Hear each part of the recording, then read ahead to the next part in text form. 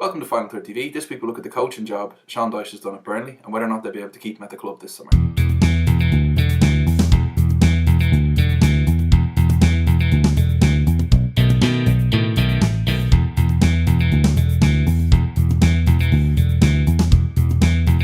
discuss Sean Dyche, Conor Kelly. Hello, Rob Kahneman, you're How's back. it going? Yes, yeah, I'm back.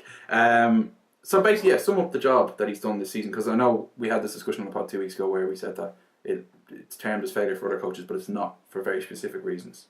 Well, when they still had an opportunity to stay up, I would have given Dyche the manager of the year if they had stayed up, because what he has done with a side who are definitely more than the sum of their parts. Like, it's a championship level, mid-table championship level squad at best, and he's extracted everything out of that team. And you always get the impression with Burnley that when they leave the pitch that they've given absolutely everything in a game and that there's no more they can give. Yeah. And it's just that the records of quality hasn't been there over the whole season, basically. It's a good sign as well, isn't it, that when things were going badly for them, because they were on long losing streaks in between with good patches of play. There was no ill discipline, there was no trouble in the club.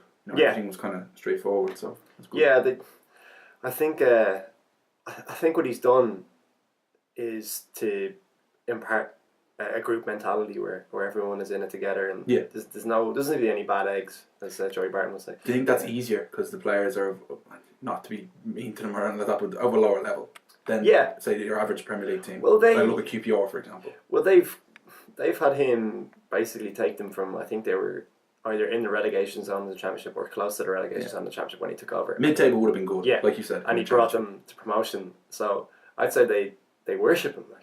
They must worship him. I mean, look at like Jason Shackle, I just have him in front here. The captain of Burnley. He's played in his career for Norwich, for Wolves, Doncaster, Barnsley and Derby. Hardly Premier League player. No, it's not the stuff of Premier League. And is then taken from the lower echelon to the Championship to a Premier League team within a year. With no funds. With Sam Vokes and Danny Ings injured at the start of the season. Important to note they got the bulk of Burnley's goals in the Championship that put them through in the first place. So. Yeah, so it's an incredible job that he's done, and I think that shows, like when a squad is getting relegated and the players are all still effusive in their praise for the manager. I think that shows how good a job he's done. Yeah, absolutely. Organisation as well, isn't that another thing with average players? He's organised them very well. Defensively, there's no question about them. Well, the only issue has been the lack of goals in recent weeks, but they just don't really have the players in the final third who can do that consistently enough, and that's been proven. Even Danny Ings was wonderful early in the season. His form has sort of tailed off a little bit. I don't know if that's a move potentially happening or what. What's it Jonathan Lee said last week, one ear on the phone to the agent. So, in terms of Dyche then going forward, do you think that they'll hold on to him, or do you think that maybe he'll go for a more established Premier League side, base his coaching credentials? He's shown us what he can do. Something just popped into my head now that could be of interest. It's a bit of a conspiracy theory, but possibly Dyche should be suited to a club like Newcastle. A club where you're not necessarily going to have money to spend, but and having no control over transfers is the same as having no transfers. Yeah. So in a sort of weird way. Yeah. So, that would work. Yeah. I think that they'd have a go. They'd be organised. That's exactly what Newcastle fans want. It's a good show. It makes sense. But is he a yes man? I don't know.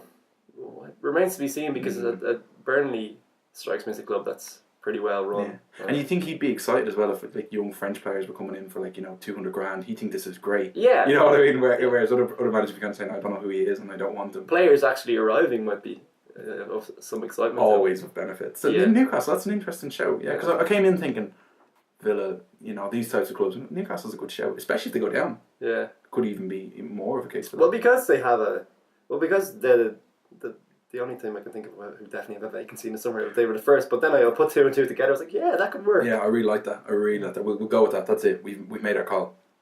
So that's our take on Sean Dyche. But what do you think of the coaching job he's done with Burnley? Is relegation still a failure, regardless of circumstances? Have your say in the comments section below. Like, share, and subscribe to Final Third TV. Follow us on Twitter at @the final_third. Thanks for watching.